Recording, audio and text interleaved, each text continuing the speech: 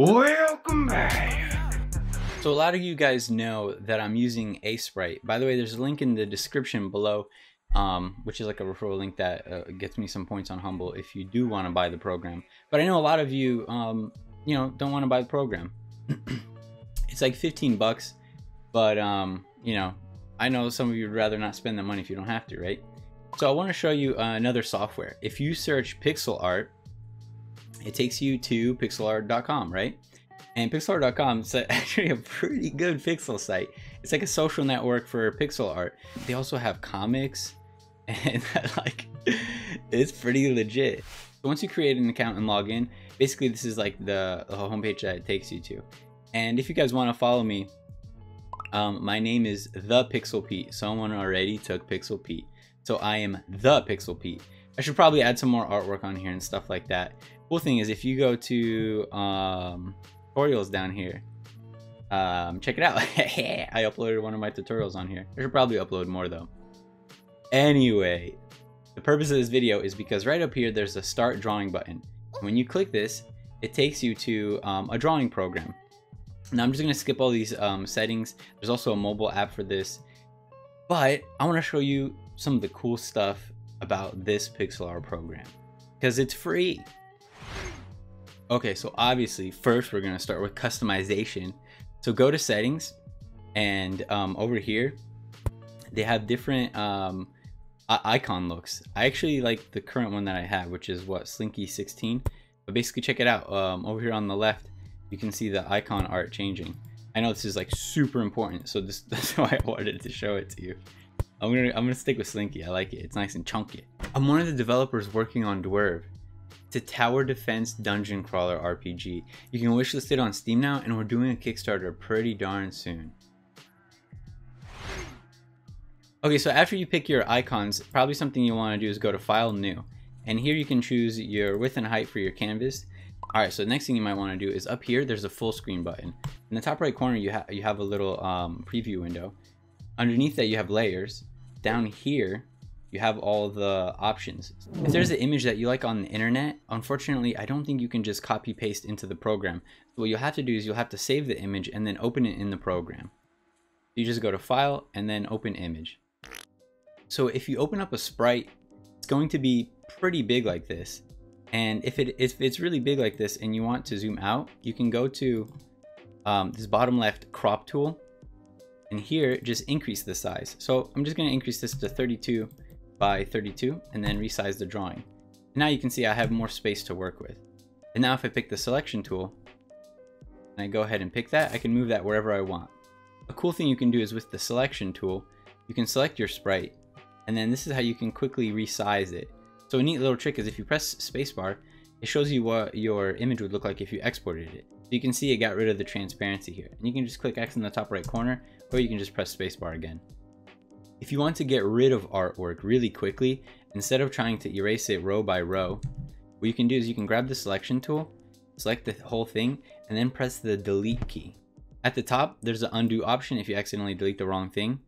But also, you can just hit Control Z. Control Z is to undo, Control Y is to redo. So let's say I wanted to do a shadow. I'm on the shadow layer and I selected my pencil tool and the color black. Now I'm just going to draw, whatever, just a really basic shadow really quickly. Now what I can do is decrease the opacity and pick exactly the kind of color that I want for that. So the next thing I want to show you is the options for the tools.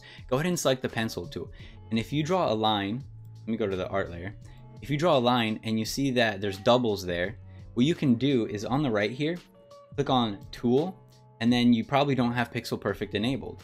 So go ahead and click that, and now when you draw curves, you'll see that it'll always be singles. The pixels won't ever double up. If you don't know what I'm talking about, this is a double right here. It's when pixels stack, and it makes your lines look less clean. So you definitely want to have Pixel Perfect enabled in tools.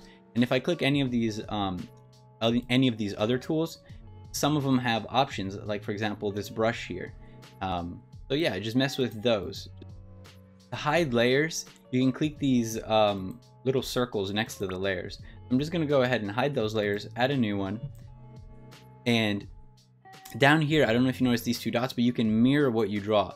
So I'm going to click this first one, And you probably already know what this does, but basically it lets you mirror from one side to the other. And this is great when you're trying to draw a character or something that needs, something that needs symmetry on both sides. Look, it's a little cat.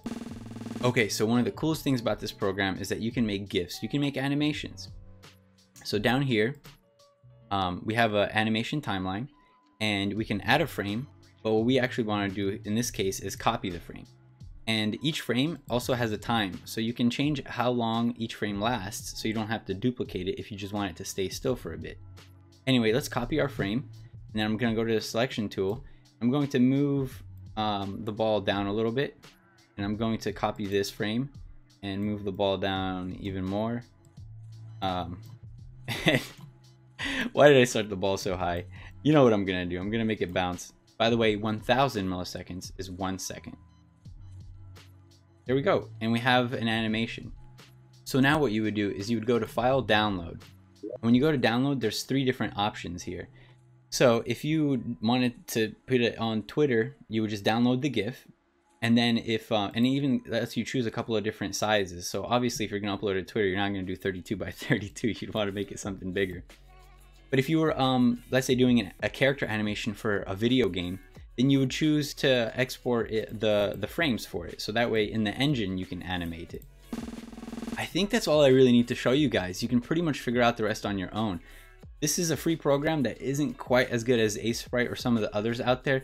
But hey, it's free. It's a great place to start or practice, you know? Also, the social aspect of pixel art is a cool place for you to just, keep your art and see how you improve over time. And get inspiration from other artists. I updated my icon. I put a little bit more effort into this. So if you do end up using this site, don't forget to add me at @thepixelpete. I'll put a link in the description. If you know another pixel art program that you want me to review, let me know in the comment section below.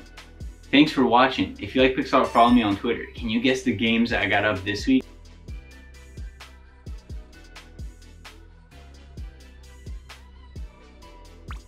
I'll see you next week. Stay not sick. Death life.